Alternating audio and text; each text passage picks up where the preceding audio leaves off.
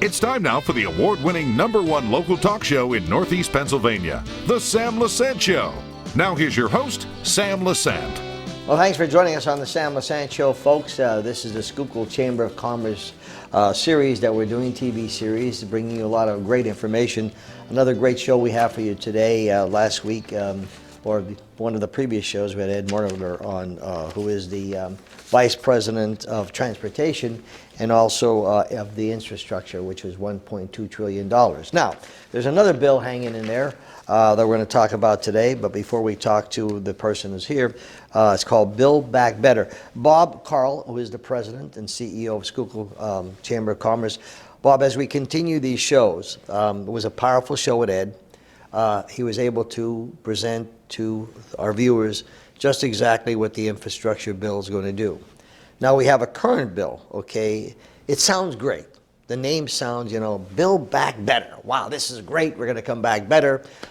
What are we talking about here? Well, we're going to listen to Laura Manion today, who's the Great Lakes Regional Manager, U.S. Chamber, covering 6 states, including Pennsylvania. We have a great relationship with Laura. She's doing a great job. But to answer your question, the Build Back Better legislation, the U.S. Chamber, the Pennsylvania Chamber of Business and Industry, and the Schuylkill Chamber of Commerce are in direct opposition to.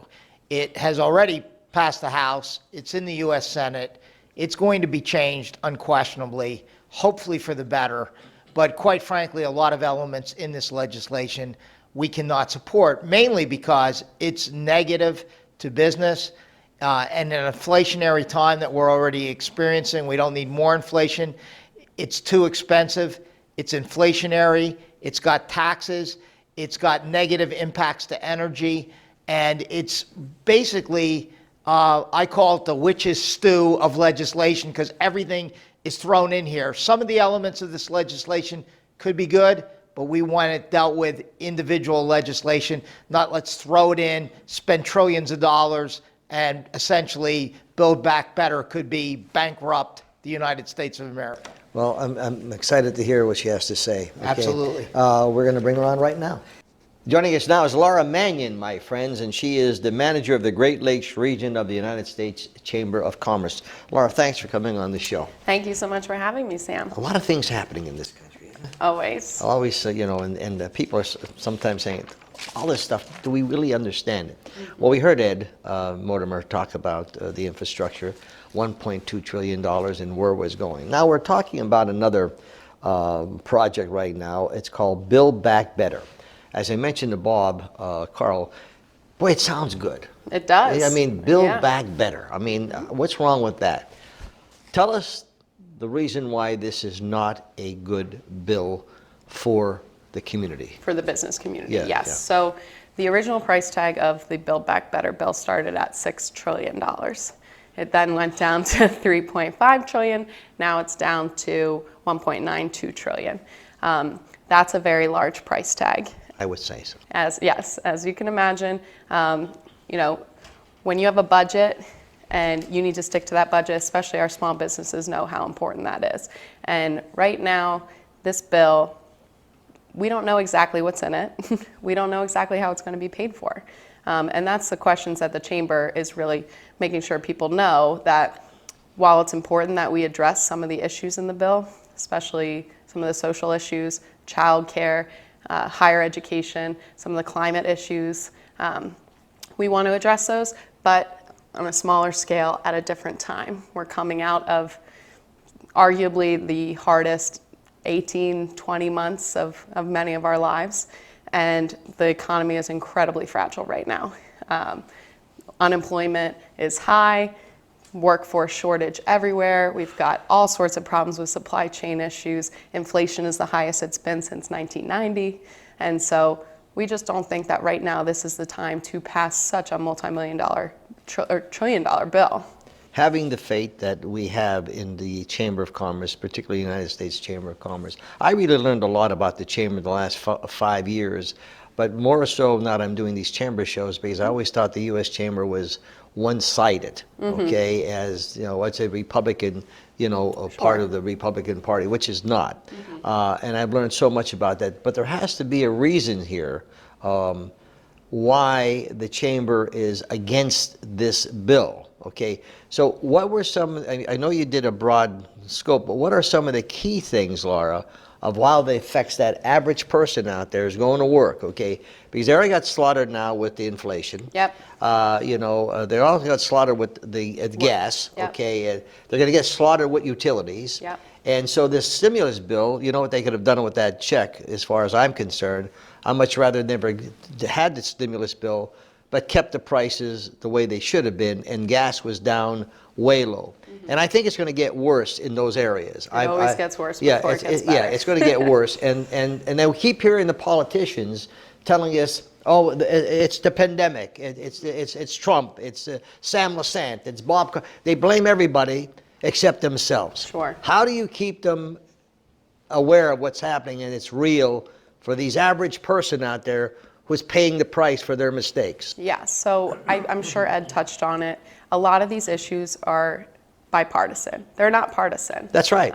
You know, I'm sure Ed said there's no Democrat bridge or Republican road. When it comes to people's money, you know, that's very important to them, obviously. And we're trying to educate people every day on what the fallout or the impact to them specifically could be if we are spending these trillions of dollars with questionable pay-fors. So a lot of what I do, Bob mentioned, I have 6 states, Pennsylvania being one of them. In the Great Lakes region, a lot of manufacturing. A lot of folks don't really know that if the government's spending a lot of money and they're taxing corporations, and a lot of people think of corporations as Amazon, FedEx, Walmart. What about the 250 employee, 500 employee companies that we see just down the road here in Schuylkill? Those people are paying, you know, in the Trump era, there was the Tax Cuts Act, the federal rate went to 21%. The Democrats wanted to do a 26.5%, so an increase in this bill and Build Back Better for a lot of the pay-fors. Here in Pennsylvania, we already pay a 9.9% state corporate tax. So if you add the 9.9 plus the 26.5, imagine what that 250 and that 500 person company, which to us could be a small business, you know? A lot of people don't think of it that way, but those people then have to think about, you know, the owners of those companies have to think about, do I need 250 or 500 employees, or can I get by on 150? Do we need to cut benefits? Right now, we're in such a workforce shortage that people are dying for workers. Like they are trying so hard. $1,000 sign-on bonuses. I saw a sign right down the street. We'll hire you today if you interview. We need workers. And so to then being spending trillions of dollars raising taxes, how are these people going to survive at a time we're already spending more at the grocery store, we're already spending more at the gas pump? You know, how can we afford to then have our energy prices go up and everything that goes along with that? Highest inflation since 1990. You know, Laura, the people out there, sometimes when they look at corporations or businesses, they say, well, they could afford it. Yeah, that guy has they need to pay their fair share. Yeah, the guy has a yacht, he has a Cadillac, he has a home in the Poconos. He could afford to pay those things. Well, the fact of the matter is, if you have a business and you are employing 250 people and you're keeping those families alive, I don't care if you become a czar. Yep. I don't care if you have 20 Cadillacs. I don't care if you have 85 yachts. It doesn't make any difference to me. It's the fact that you're providing work for these people. So what they do is they go and hammer the businesses because they can afford it, and then businesses, look, what do you just said that. Yep. What do I need 250 people for? I know we're in Sheets country, but the Wawas by me are now using automated systems. Well, there you go. So they're getting rid of employees. Okay, there you go. And they're just using computers. And that's exactly what you're seeing in supermarkets today, okay? Yeah. And the fact is, it hurts the average person. Yeah. They think they're punishing these people who are successful, not that they got it for nothing. And your message today was what for the chamber, for the people that came here and listened to you and Ed? What were you trying to get across today? I talked a lot about workforce and the need to really go into your community, work with your local schools, work with your local business organizations, work with the chamber, and really start that conversation early. I think a lot of people see internships in college. You start your junior year of college. We need to start this early on. This workforce shortage is not going away. And if we continue to spend and we continue to modernize and people are getting cut from jobs for tech, to be replaced by tech, we need to figure out how to start the conversation early and really develop our workforce, which we sort of have been neglecting for years. And Ed talked a lot about the infrastructure bill. That's going to be tens of thousands of jobs that we need filled, and we need to make sure those people are prepared to do that work. So that's more tech schools, more vocational education, which sort of has had a bad rep in this country for the last couple of decades, but we need those people every single day. How does a person who has average intelligence look at Build Back Better and look at it as we do and break it down, knowing, okay, do they think that it's okay to tax these people? Do they think it's okay to increase, increase the deficit that we will pay for? The average, now you see the average person right now doesn't have any idea. Right. Yeah. And so the other thing is, now that when they're going to the gas pump and they're looking at $3.55, $3.75, thinking, wait, now it's really hitting their pocketbook. They can't take that discretionary income, and that's where and they're saying, well, you shut the pipeline down. What do you expect? Okay, and then it's like, well, you're being partisan. Well, no, you're not. You're just being common sense. Yeah. Am I correct? Yeah. So I think we have a lot of noise in this country, especially over the last 4 years. Yes. We have news networks that are specifically driven for one subset of this population. And so conversations like these, and the employer who does own a factory needs to have a team meeting and talk to his employees or her employees about what these types of bills can mean and the effect. And that's what the chamber does every day. We're there to advocate for business. And I'm just going to, and that's the great thing about becoming involved with the chamber, okay? Because they bring information, and sometimes pro and con, and it's good to have those discussions. How do you monitor, as I asked Ed, how, editing the infrastructure bill, and I'm sure the U.S. Chamber will be on top of it. When you're going to these different places, all right, so you make them aware. So what should each county do? What should cities and townships and boroughs do to help with this understanding what Build Back Better is? Because I understand it'll be changed in the Senate, and will that be a good thing for the economy, you think, or for people? I think there's two senators everyone's hearing a lot about in the news, Kristen Sinema from Arizona and Joe Manchin from West Virginia. Those are two Democrats that are pausing the conversation saying, hey, wait a minute, I think we should think about this. This is a huge price tag. We're trying to get this done in a short amount of time. Let's just wait, think about it, and maybe break the bill up later, kick it to next year. Our economy's so fragile, let's get through this year.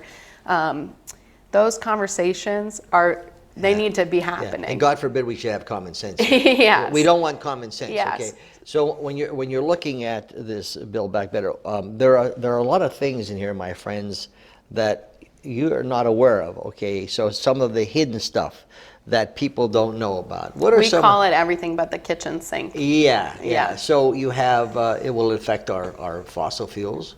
Will affect pharmaceutical prices, energy prices. These are all things that they want to hide, and then when it passes and they get hit with it, just like we're getting hit now with the high inflation, and we're getting hit with all the gas prices, etc., and it's hurting these people, which is sinful as far as I'm concerned. Sure. That's where we need to really be concerned and let people make our politicians aware of that. Sure, and there's a lot of discussion right now about the debt ceiling, and just our deficit in general. This bill, just in 2022, will add $122 billion to our deficit.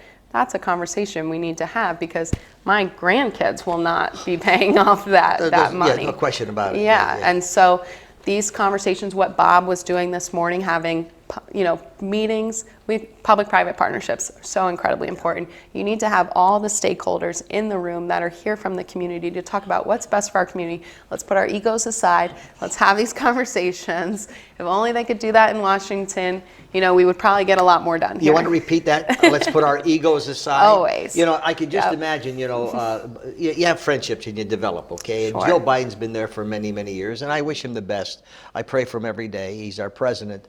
But what happens is, he calls his friends and, hey, come on, Bob, we've been in the Senate for 25 years. I really need you in this help. And that's the way politics work. Yeah. But the person who says, look, you're my friend, Mr. Biden, but we have to look at this as to how does it affect the people that I represent in the state of Pennsylvania. Then, of course, you have the liberal press. When I say liberal, I mean they do not give that other opportunity of exposing when that liberal senator or congressman is doing things. It's terrible. Yeah, we're on a one track on both sides. I mean, you have your Fox and I don't News like and your stream. MSNBC. I don't like the extreme right either. Okay, Yeah. It's just that, but it affects that average person that's trying to make a living. Yes, and the average person, to be informed, needs to look at numerous news sources, which a lot of people don't want to do because they're lazy. But we said not only they have enough on their plate. Yes. They're trying to raise their family, trying to they're trying to pay their bills. They have utility bills. They're trying to keep. They're just trying to survive. Yep. So if you hear one thing, and what does the government do? They hammer them and they lie to them on top of it. How do we learn, the average person, I forgot to ask Ed this question, how do we learn more about this Build Back Better? Where will we find more information about it? You can find the text of the bill. I mean, these bills are thousands of pages. You want to find a trusted news source, whether it's ABC, whether it's The Hill, Politico, these more middle of the road. If you turn on Fox every day or you turn on MSNBC, you're going to hear the same thing and you're not going to get a full picture. Yeah. You need to do your research. You need to understand, and then you need to have conversations. We're heading into the holiday season. Talk to your family, talk to your neighbors, talk to your friends. Well, this is such an important time in our lives. If you could only, when you're talking to your friends or your neighbors or whatever, if you're a Republican and they're a Democrat, or if you're a Democrat and they're a Republican, you got to put that aside, and let's respectful conversation. Yeah, respectful conversation, okay? Because some people are just so staunch Republican. If they would vote for the devil to be Republican, or if you're a Democrat, which is why we are the problems that we have today. Yeah, sometimes you'll learn more from talking to a person that has opposing views. Absolutely. Anytime you'll learn. I totally talking agree to, with you. The same person over and over with That's the same what I liked about debating. When much you did pro, when you did the other side, you learn more. Yep, and that's honestly what the Chamber tries to do. We're trying to rebuild that middle. Yes. It's not Republican, it's not Democrat. What's good for the business community, and that's what we do every day. Well, you're doing a damn good job of it. Seriously. And I applaud people like you. I applaud Bob, who's been doing a dynamite job at the school. He's 10 out of 10. He's probably one of the top, I'd say, in the state of Pennsylvania. And bringing all this information, and applaud Ed for what they're doing. If we could ever be of help to you in this area, SSP TV is available to you. Thanks you so for coming much. on the show. Yes, it was a pleasure. Folks, Laura Manion, who is the manager of Great Lakes region of the United States Chamber of Commerce. Build Back Better, what they're saying to you is not really that great. Maybe some areas, but learn as much as you can. Get your politicians involved here and learn as much as you can. We'll be back right after this.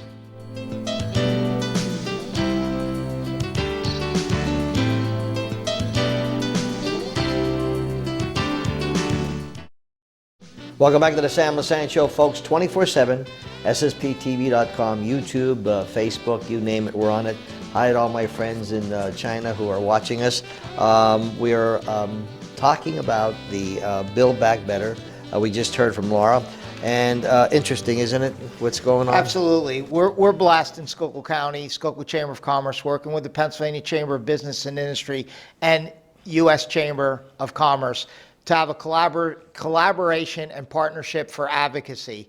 We are not lobbyists. The Schuylkill Chamber does not have lobbyists, but U.S. Chamber does and the Pennsylvania Chamber of Business and Industry do. And this is our way to effectively advocate for our 780 members, and we're blessed to have Laura Manion as our regional representative, not only covering Pennsylvania, the whole state of Pennsylvania, but also 6 total states. So how are we going to top these shows coming down this? I just have to keep working harder, Yeah, Sam. that's right. You know, I mean, I'm here to work for you. Powerful shows, you know, and bringing a lot of great Absolutely. information. Well, As I said, not only for Schuylkill County, but all the counties. The region, Yeah, the region. yeah. And we know that your listeners are in 3-4 different counties, and we're happy to help because these issues apply to all chambers, all business and nonprofit communities, and that's why it's important that people listen to these shows and gain some knowledge. Not hearsay, maybe not even News Network, but basically the heart of the matter, and that's what we try to bring to your listeners. Well, get ready. We need some better show. I mean, we need shows like this. Okay. I'll just keep working for you, Sam. Remember, 24/7, folks. All these shows are on our internet, on our website. I'm sorry. And if you want a specific show, you just go to YouTube and plug it in, and you'll be able to get some valuable information. We'll see you next time.